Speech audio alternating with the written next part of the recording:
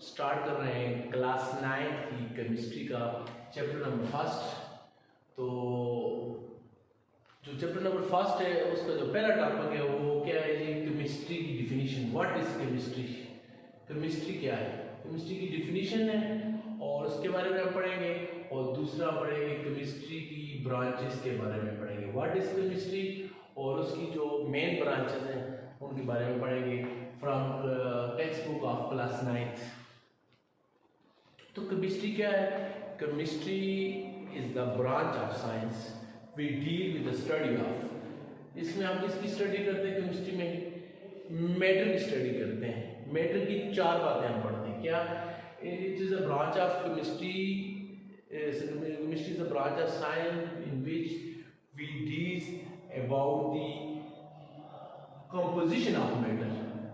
Composition of matter, इसमें हम पहली जो चीज पढ़ते हैं मैटर की कंपोजिशन के बारे में पढ़ते हैं। दूसरी जो चीज हम पढ़ते हैं about the properties of matter. Properties of matter, पहली क्या पढ़ते हैं हम? Composition of matter. दूसरी हम पढ़ते हैं प्रॉपर्टीज ऑफ मैटर। और तीसरी जो प्रॉपर्टी हम पढ़ते हैं इसमें केमिस्ट्री में, तीसरी जो चीज हम पढ़ते हैं वो क्या है? Change in matter. Change in matter. और चौथी जो चीज हम पढ़ते हैं वो क्या है? Laws we cause this changes, which cause this changes. तो केमिस्ट्री साइंस की वो ब्रांच है जिसमें हम मैटर की कंपोजिशन के बारे में पढ़ते हैं, उसकी प्रॉपर्टीज के बारे में पढ़ते हैं, उसके अंदर जो चेंज आती है उसके बारे में पढ़ते हैं और किस लॉज के तहत आती है चेंज उनके बारे में पढ़ते हैं। देखें, मैटर को तो आप फिजिक्स में भी पढ़ते हैं, बायोलॉजी में पढ़ते हैं, प्लांट एनिमल हर चीज के मैटर। फिजिक्स में आप क्या पढ़ते हैं? मैटर के एनर्जी के साथ रिलेशन पढ़ते हैं। केमिस्ट्री में हम क्या पढ़ते हैं? मैटर की कंपोजिशन। फॉर एग्जांपल मैटर की जगह, मैटर की डिफिनेशन क्या है? Anything they occupy space and have weight. हर वो चीज जो जगह घेरे वजन है वो मैटर। हमारे में आप जो चीज भी है वो क्या है? मैटर है। तो मैटर जो जगह ऑक्यूपाई करता है, वो चीज जो जगह ऑक्यूपाई करे उसका कुछ ना कुछ वजन हो, उसको हम क्या कहते हैं? मैटर। तो मैटर की एग्जांपल है वाटर। केमिस्ट्री में हम वाटर के बारे में कैसे पढ़ेंगे? Composition of water. मैटर की जगह हम वाटर को लेते हैं। तो केमिस्ट्री साइंस की ब्रांच है जिसमें हम क्या करते हैं? कंपोजिशन पढ़ते हैं। फॉर एग्जांपल वाटर की कंपोजिशन क्या है? मैटर की जगह वाटर को लें तो वाटर कंपोजिशन क्या है? Water is composed of two elements, hydrogen and oxygen. दूसरी बात क्या है? इसकी कंपोजिशन वाटर के अंदर हाइड्रोजन है, ऑक्सीजन है, और हाइड्रोजन ऑक्सीजन आपस में बॉन्ड कैसे जुड़ते हैं और की बॉन्डिंग कैसी है, तो इस कंपोजिशन के बारे में पढ़ेंगे। दूसरी उसकी प्रॉपर्टीज। वाटर की क्या प्रॉपर्टीज है? वाटर का मेल्टिंग पॉइंट कितना है, वाटर का बॉइलिंग पॉइंट कितना है, वाटर की डेंसिटी कितनी है, वाटर की डेंसिटी कितनी है, वाटर जो है किस चीज को अपने अंदर सॉल्युबल करता है, डिसॉल्व करता है, वाटर के एसिड के साथ क्या रिएक्शन है, वाटर के बेस के साथ क्या रिएक्शन है, वाटर के मेटल्स के साथ क्या रिएक्शन, ये वाटर की सारी क्या प्रॉपर्टीज हैं। मेल्टिंग मेल किस टेम्परेचर पर होता है, बॉयल किस पर होता है, किस चीज को डिसॉल्व करता है अपने अंदर, किसको नहीं करता, एसिड के साथ उसकी क्या ट्रीटमेंट है, बेस के साथ ये करेगा तो क्या करेगा, मेटल के साथ करेगा तो क्या करेगा, ये वाटर की प्रॉपर्टीज है। तो ये केमिस्ट्री है। इसे चेंज इन मैटर। तो वाटर के अंदर चेंज, वाटर को ले रहे हैं तो चेंज इन वाटर के अंदर क्या चेंजेस है? आपके पास वाटर है, उस वाटर को आप क्या करें? उस वाटर को आप कूल करें, ठंडा करें, तो वाटर क्या बन जाएगा? वाटर बन जाएगा आइस। उसी वाटर को आप क्या करें? उसी वाटर को आप हीट करें तो वाटर क्या बन जाएगा? वेपर्स। तो ये आ गई चेंज इन मैटर। वाटर है, वाटर को आप कूल करेंगे आइस बन जाएगा, सॉलिड फॉर्म में चला जाएगा। उसी वाटर को हीट करें, वेपर बन जाएगा, इस फॉर्म में चला जाएगा, गैसेस फॉर्म में। तो चेंज इन मैटर ये हो गई कि उसमें चेंजेस कैसे आती हैं। और चौथी बात, किस कानून के तहत ये चेंज आती है? तो देखेंगे ये एग्जांपल जो मैंने लिखी क्या है, क्या इसके अंदर क्या कि कौन सा कानून है? कोई भी काम होता है नेचर में उसके पीछे कोई ना कोई लॉजिक होता है। तो वाटर को क्या हमने कूल किया तो आइस में क्यों कन्वर्ट हुआ, वाटर को हमने हीट किया तो वेपर में क्यों कन्वर्ट हुआ? तो इसके पीछे क्या ला ये है ना कि वाटर के अंदर मॉलिक्यूल्स, वाटर क्या है? लिक्विड्स है, और लिक्विड से मॉलिक्यूल्स ना बहुत दूर होते हैं ना बहुत करीब होते हैं। जब आप वाटर को क्या करेंगे? वाटर को आप कूल करेंगे, जब वाटर को कूल करेंगे तो मॉलिक्यूल्स बिल्कुल करीब आ जाएंगे। जब मॉलिक्यूल्स करीब आ जाएंगे वो क्या बन जाएगा? सॉलिड। वाटर क्या है? लिक्विड। तो लिक्विड को जब आप कूल करते हो तो मॉलिक्यूल करीब आ जाते हैं, जब वो करीब आ जाते हैं तो वो क्या बन जाता है? सॉलिड। उसी वाटर को अगर आप हीट करते हैं तो मॉलिक्यूल्स क्या हो जाएंगे, दोबारा दूर दूर चले जाएंगे। दोबारा जब मॉलिक्यूल दूर दूर चले जाएंगे तो वाटर किस में कन्वर्ट हो जाएगा, गैस में। इसके पीछे ये लॉजिक है कि जब आप लिक्विड को हीट करेंगे तो हीट करने से चीजें क्या होती हैं, things expand on heating, heat करने पर एक्सपेंड होती है, तो मॉलिक्यूल्स एक्सपेंड होंगे, मॉलिक्यूल दूर दूर चले जाएंगे, वो गैस बन जाएगा। उसी वाटर को आप क्या करें, कूल करें, ठंडा करें, तो मॉलिक्यूल्स करीब आ जाएंगे। जब वो करीब आ जाएंगे वो किस में कन्वर्ट हो जाएंगे, वो सारे में कन्वर्ट हो जाएंगे। तो इसके पीछे तो केमिस्ट्री वो ब्रांच है जिसमें इसी तरह ये मार्कर है, मार्कर को केमिस्ट्री में क्या पढ़ेंगे, कंपोजिशन ऑफ मैटर, ये मैटर है ना, इसकी मास भी है, इसका वॉल्यूम भी ऑक्यूपाई कर रहा है, ये मैटर है। केमिस्ट्री में क्या पढ़ेंगे, इसकी कंपोजिशन क्या है, मार्कर किस चीज से बना है, कौन सा प्लास्टिक है, कौन सा पॉलीमर है, दूसरा इसकी प्रॉपर्टीज क्या है, इसकी क्या प्रॉपर्टीज है, इसको अब मैं मेल्ट करूँ तो कब होगा, ऐसा इसके अंदर मैं एसिड डालूंगा इसके ऊपर तो क्या होगा, अल्कोहल डालूंगा क्या होगा, स्पिरिट डालूंगा क्या होगा, इसकी प्रॉपर्टीज क्या है, चेंज इन मैटर, इसको मैं क्या करूंगा, इसके अंदर चेंजेस कैसे आएंगी, मैं क्या करूंगा, ये लिक्विड बन जाएगा, मैं क्या करूंगा कि इसका जो ये क्या हो जाए, वेपर्स में कन्वर्ट हो जाएगा, इसके अंदर चेंज कैसे आएंगे, ये सारी प्रॉपर्टीज हम इसके अंदर पढ़ते हैं, केमिस्ट्री के अंदर पढ़ते हैं। तो खलासा क्या है, केमिस्ट्री में हम पढ़ते हैं कि मैटर की कंपोजिशन क्या है, मैटर बना किस चीज़ के, मैटर की प्रॉपर्टीज क्या है, मैटर के अंदर चेंजेस कैसे आती हैं और किस कानून के तहत ये चेंजेस आती हैं। तो ये तो केमिस्ट्री अभी हम पढ़ते हैं इसकी ब्रांचेस के बारे में। तो ब्रांचेस जितने भी सब्जेक्ट्स हैं, फिजिक्स है, केमिस्ट्री है, बायोलॉजी है, उनको साइंटिस्ट ने मुख्तलिफ ब्रांचेस में डिवाइड किया गया है। पहली बार ये है कि इनको डिवाइड क्यों किया गया है, इसलिए ताकि स्टडी करने में क्या रहे, इजी रहे। तो ये क्लासिफिकेशन का क्या मकसद है, क्लासिफिकेशन का मकसद क्या होता है, केमिस्ट्री के अंदर भी क्लासिफिकेशन है, फिर बायोलॉजी के अंदर भी आपने मुख्तलिफ ब्रांचेस पढ़ी हैं, फिजिक्स की भी ब्रांचेस पढ़ी हैं। तो हर सब्जेक्ट के अंदर ब्रांचेस हैं, तो ब्रांचेस या क्लासिफिकेशन का मकसद क्या है, ताकि क्या रहे, टू मेक स्टडी इजी, ताकि आपकी स्टडी क्या हो जाए, इजी हो जाए, और दूसरी क्या हो जाए, सिस्टमेटिक हो जाए। स्टडी करने का मकसद ये है कि ताकि पढ़ने में आसानी भी रहे, और साथ दूसरी बात ये है कि स्टडी जो है वो क्या हो जाए, सिस्टमेटिक हो जाए। क्लासिफिकेशन का मकसद ये है। तो केमिस्ट्री की मेजर जो है आपके जो KPK के जो टेक्स्ट बुक्स हैं उनमें, या पंजाब की जो टेक्स्ट बुक है उनमें केमिस्ट्री की 8 ब्रांचेस उन्होंने डिस्कस की हुई हैं। इसके अलावा इससे भी ज़्यादा ब्रांचेस हैं, मेन जो 8 ब्रांचेस हैं वो डिस्कस किया गया है। इनमें जो पहली ब्रांच है केमिस्ट्री की, उसका नाम क्या है, फिजिकल केमिस्ट्री। तो फिजिकल केमिस्ट्री में हम किसके बारे में पढ़ते हैं, फिजिकल केमिस्ट्री की वो ब्रांच है जिस branch of chemistry we deal about the physical properties of matter. इसमें हम किसके बारे में पढ़ते हैं, फिजिकल प्रॉपर्टीज और physical properties and physical phenomena, physical properties और फिजिकल जो प्रोसेसेस हो रहे हैं, फिनोमेना हो रहे हैं, उनके बारे में पढ़ते हैं ऑफ मैटर।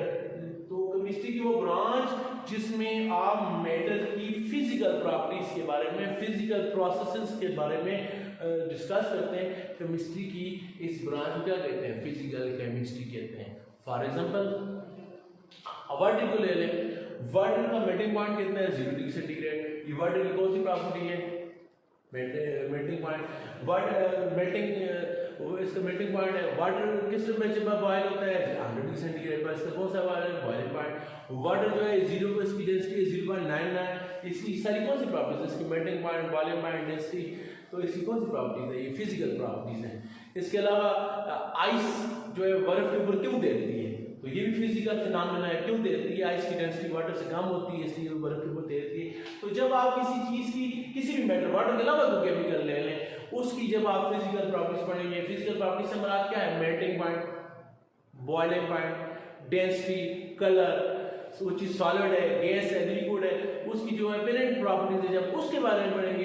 केमिस्ट्री की इस ब्रांच को क्या कहते हैं, फिजिकल प्रॉपर्टीज। इसमें फिजिकल प्रॉपर्टीज में क्या हो गया, मेल्टिंग पॉइंट, बॉइलिंग पॉइंट, और मेल्टिंग पॉइंट, बॉइलिंग पॉइंट, और साथ क्या हो गया, डेंसिटी, इसके बारे में।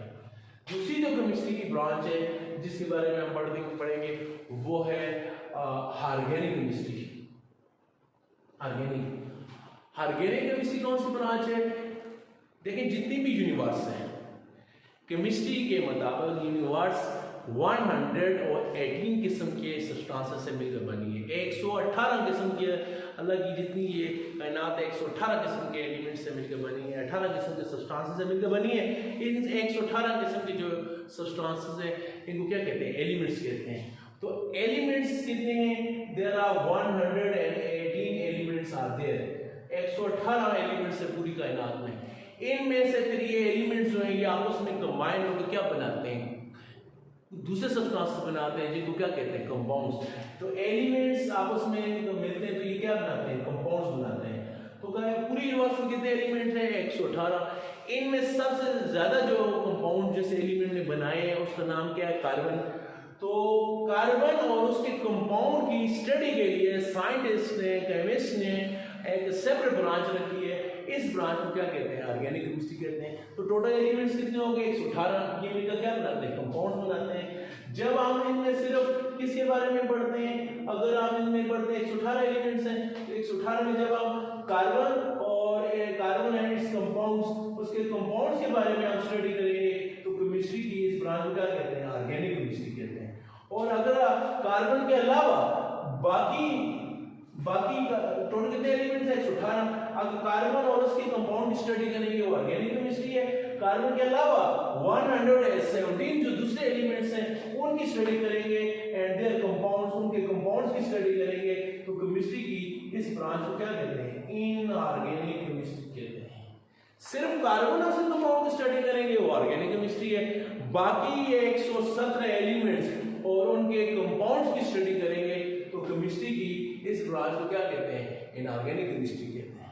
तो पहली ब्रांच होगी फिजिकल केमिस्ट्री जिसमें फिजिकल प्रॉपर्टीज और फिजिकल फिनोमेना के बारे में पढ़ते हैं। दूसरी होगी ऑर्गेनिक केमिस्ट्री जिसमें हम कार्बन और उसके जो कंपाउंड्स हैं वो सारे ऑर्गेनिक कार्बन के जो कंपाउंड्स हैं उनकी जो तादाद है वो मिलियंस में, बहुत ज्यादा है। तो केमिस्ट्री को कार्बन के कंपाउंड्स को बाकी एलिमेंट के कंपाउंड के साथ स्टडी करना मुश्किल था, इसलिए साइंटिस्ट ने कार्बन और उसके कंपाउंड की अलग ब्रांच जिसको क्या कहते हैं? ऑर्गेनिक केमिस्ट्री कहते हैं। बाकी जो कंपाउंड्स हैं उनकी स्टडी के लिए जो ब्रांच है उसका नाम क्या है? Inorganic chemistry. तो इनऑर्गेनिक केमिस्ट्री में हम किसके बारे में पढ़ते हैं? बाकी जो 117 एलिमेंट्स हैं उनके कंपाउंड्स के बारे में क्या करते हैं? स्टडी करते हैं। तो 3 ये ब्रांचेस हो गई। इसके बाद चौथी जो ब्रांच है आप केमिस्ट्री की पढ़ते हैं वो है,